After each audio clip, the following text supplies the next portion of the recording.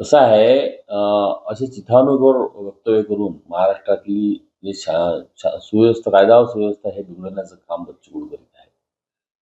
आणि जेवढं वय बच्चू कडूंचं आहे तेवढा अनुभव राधाकृष्ण विखे पाटलांचा राजकारणात आहे. आणि त्यांच्या वडिलांचा आहे, त्यांचा आहे. आणि त्यांनी अनेक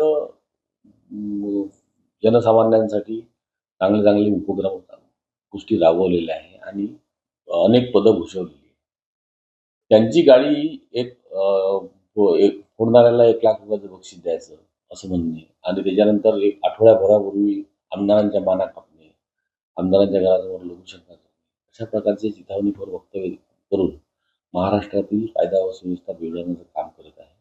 मी अ, हे आवाहन करतो, की गेल्या 20 वर्षात आपण शेतकऱ्यांच्या आपल्या मतदारसंघात काय केलं? मी वारंवार प्रश्न केलेले आहे.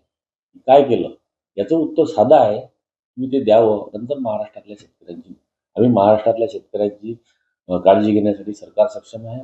सन्माननीय मुख्यमंत्री सक्षम आहे. त्यांनी कर्जमाफी करण्याचं घोषणासुद्धा केलेली आहे आणि करणारच होते ते. आणि आता 31 लाख 31,000 कोटींचं पॅकेजसुद्धा घोषित केलेलं आहे शेतकऱ्यांसाठी.